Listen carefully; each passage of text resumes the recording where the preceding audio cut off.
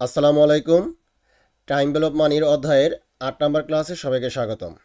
আজকে আমি আপনাদের সাথে একটি গুরুত্বপূর্ণ অঙ্ক নিয়ে আলোচনা করব, যে অঙ্কটি প্রায় প্রতি বছর যে কোনো বিভাগে আসতে পারে। এই অঙ্কটি কিন্তু খুবই গুরুত্বপূর্ণ একটি অঙ্ক, ঠিক আছে? তাহলে আমরা এই অঙ্কটি কিন্তু আমাদের ম্যানেজমেন্ট বিভাগে ২০১৬ সালে বিবিএ সেকেন্ড ইয়ারে আসছিল।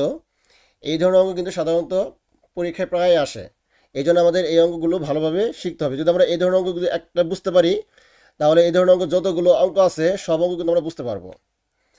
এখানে বলা হয়েছে যে you are considering purchase an apartment at Gulshan costing taka ৭০ লক্ষ, ইউ হ্যাভ থ্রি অফার্স।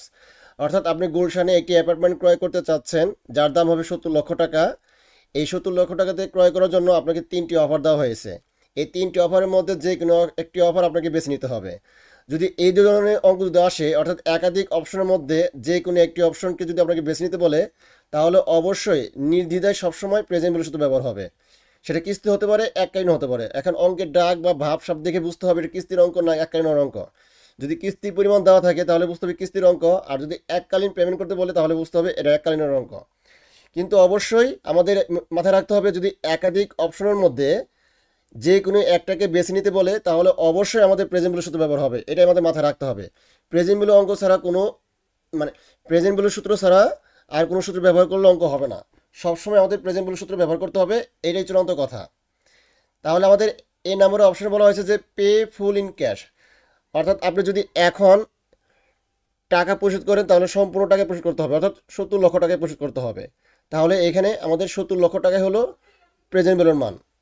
তাহলে এই নাম্বার আমাদের কোনো অঙ্ক করতে হবে না, অর্থাৎ এই ৭০ লক্ষ টাকাই হলো আমাদের প্রেজেন্ট ভ্যালু মান হবে, কারণ এখানে বলছে যে পে ইন ফুল ক্যাশ। তার মানে এখানে ৭০ লক্ষ টাকাটাই পরিশোধ করতে হবে, এক নম্বর অপশন। দুই নম্বর অপশনে বলছে pay 25% of the cost in cash immediately and pay taka ৭ lakh each year for next 10 years. তার মানে আপনি বলছে যে এই ৭০ লক্ষ টাকার 25% এখন ডাউন পেমেন্ট দিবেন, আর বাকি টাকার জন্য প্রতি বছর ৭ লক্ষ টাকা করে কিস্তি দিবেন আগামী 10 বছর পর্যন্ত। যেহেতু আমাকে এই ৭০ লক্ষ টাকার 25% এখন ডাউন পেমেন্ট দিতে বলছে, ডাউন পেমেন্ট বলতে বোঝানো হয় কেনার সময় শুরুতে যে পরিমাণ টাকা দিয়ে আসতে হয়, মানে দিতে হয়, সেটাকে ডাউন পেমেন্ট বলা হয়। তাহলে আমাদের এই ৭০ লক্ষ টাকাকে এই 25% করলে আমাদের আসবে ১৭,৫০,০০০ টাকা। অর্থাৎ এই ৭০ লক্ষ টাকা যদি এই 25% করি, আমাদের কিন্তু এই ডাউন পেমেন্টের পরিমাণ আসবে ৭০ লক্ষ টাকা ইন্টু 25%, অর্থাৎ ১৭,৫০,০০০ টাকা। এটা কিন্তু ডাউন পেমেন্ট কেনার সময় দিয়ে আসতে হবে। আর বাকি টাকার জন্য প্রতি বছর ৭ লাখ টাকা করে কিস্তি দিতে হবে। এখানে বলা আছে দেখেন, টাকা ৭ লাখ ইচ ইয়ার, প্রতি বছর। যেহেতু এটা প্রতি বছর কথা লেখা আছে, তার মানে অবশ্যই এটা কিস্তির অঙ্ক, তাই না? এখন এটাকে আমাদের এর মান ধরে নিয়ে প্রেজেন্ট ভ্যালু মান বের করতে হবে। আর আমাদের এর মান ধরতে হবে 10 ইয়ার্স, আর আর এর মান ধরতে হবে যেখানে এখানে লেখা আছে যে অ্যাজ ইউ, মনে করো 12% opportunity cost, which offer should you accept, মানে এই তিনটার মধ্যে কোনটা গ্রহণ করতে হবে সেটা বের করতে বলছে। আর এখানে 12% আমাদের ইন্টারেস্ট রেট দেওয়া আছে, এই 12% কিন্তু সবার জন্যই, ঠিক আছে? তাহলে আমাদের এখানে আর এর মান হবে 12% যদি আমরা 100 দিয়ে ভাগ করি তাহলে আমাদের আর এর মান বের হবে 0.12। এটা কিন্তু আমাদের 12%কে সবসময় পয়েন্টের রূপান্তর করতে হয়, সেটা আমরা সবাই জানি। আর এর মান আমাদের 10 বছর, এই 10 দেওয়া আছে, আমরা পিপির মানটা বের করতে হবে। আর এর মান আমাদের দেওয়া আছে 7 লক্ষ টাকা, এটা কিন্তু কিস্তির পরিমাণ। আমরা জানি কিস্তির পরিমাণকে এ দ্বারা প্রকাশ করা হয়। এখন আমাদের প্রেজেন্ট ভ্যালু যে কিস্তির সূত্র ছিল, এখানে এর জায়গায় 7 লক্ষ টাকা বসিয়ে আর এর জায়গায় আর এর মান বসাবো, এনের জায়গায় এনের মান বসাবো, বসিয়ে আমাকে ক্যালকুলেশন করে দিলে কিন্তু আমাদের এই 7 লক্ষ টাকার বর্তমান মূল্য বের হবে ৩৯,৫৫,১৫৬ টাকা। ঠিক আছে, আশা করি আপনারা এটা বুঝতে পারছেন। এখন এই 7 লক্ষ টাকার বর্তমান মূল্য হলো আমাদের ৩৯,৫৫,১৫৬ টাকা।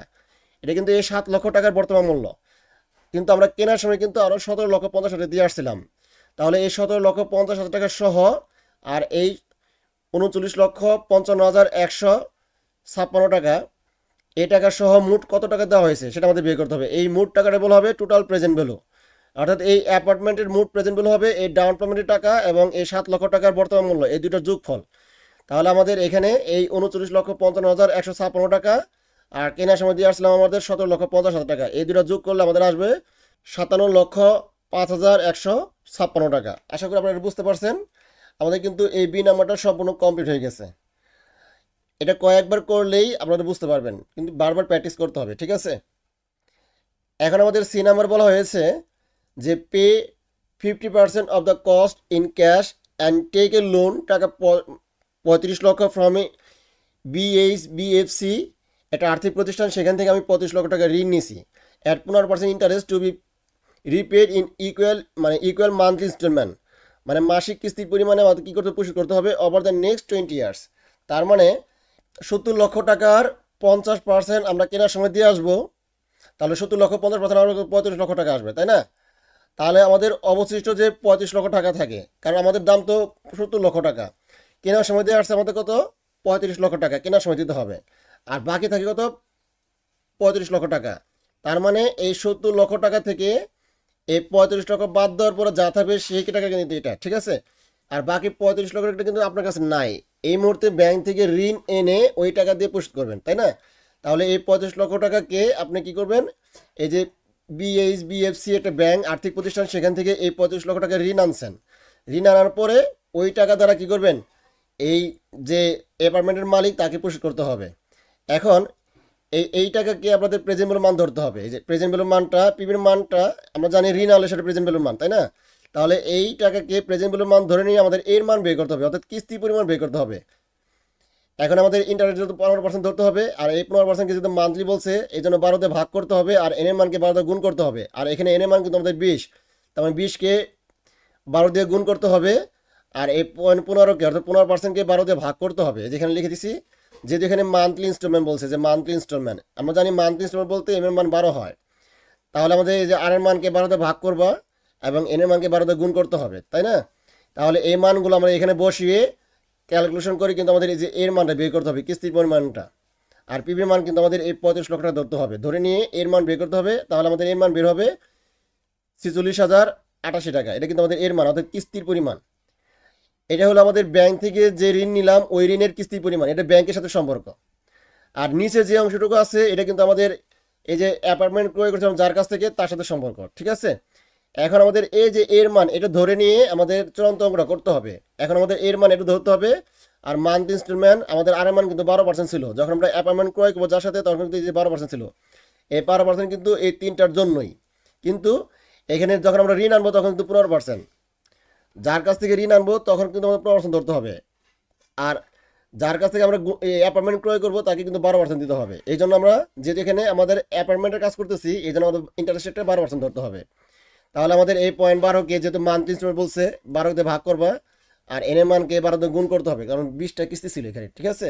এই যে 20টা কিস্তি ছিল, তাহলে এখানে ক্যালকুলেশন করে আমাদের মান বের হবে, আর এর মান তো আমরা বের করলাম, এর মান ধরে নিয়ে আমাদের এই প্রেজেন্ট ভ্যালু মানটা বের করতে হবে সেম আগের মতো করে, অর্থাৎ এর মান এই 46,088 টাকা ধরে, আর এর মান এই যে 0.01 এবং এন এর মান 240, এই মানটা ধরে নিয়ে আমাদের এই প্রেজেন্ট ভ্যালু মান বের করবো। তাহলে আমাদের প্রেজেন্ট মানটা বের হবে 41,85,685 টাকা, এটা কিন্তু প্রেজেন্ট ভ্যালুর মান।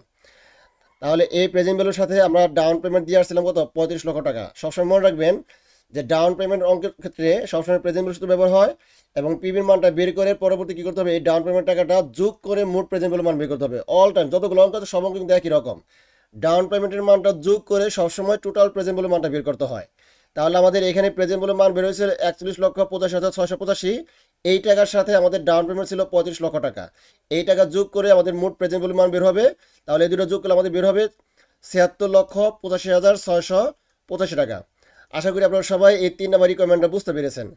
এখন আমাদের কমেন্ট করতে বলবে, এখানে বলছে যে which offer should you accept, মানে এই তিনটার মধ্যে কোনটা গ্রহণ করতে হবে সেটা আমাদের বের করতে বলছে। এখন আমাদের যেহেতু এই তিনটার মধ্যে আমাকে অফার দিছে, তাহলে আমাকে দেখতে হবে যে তিনটার মধ্যে প্রেজেন্ট ভ্যালুর মানটা সবচেয়ে কম কোনটা, অর্থাৎ যার প্রেজেন্ট ভ্যালুর মানটা সবচেয়ে কম হবে সেটা আমি গ্রহণ করব, মানে অ্যাকসেপ্ট করব। তাহলে এই নাম্বারে আমাদের প্রেজেন্ট ভ্যালু ছিল 70 লক্ষ টাকা, এখানে কিন্তু 70 লক্ষ টাকা হবে, ঠিক আছে? তাহলে এই নাম্বারে আমাদের প্রেজেন্ট ভ্যালু মান ছিল 70 লক্ষ টাকা, আর বি নাম্বারে আমাদের টোটাল প্রেজেন্ট ভ্যালু ছিল যে 57,05,156 টাকা, এবং সি নাম্বারে আমাদের টোটাল প্রেজেন্ট ভ্যালু ছিল 76,85,685 টাকা। তার মানে এই তিনটা প্রেজেন্ট ভ্যালু কিন্তু আমরা বের করছি। এখন দেখতে হবে যে এই তিনটার মধ্যে সবচেয়ে কম কোনটা।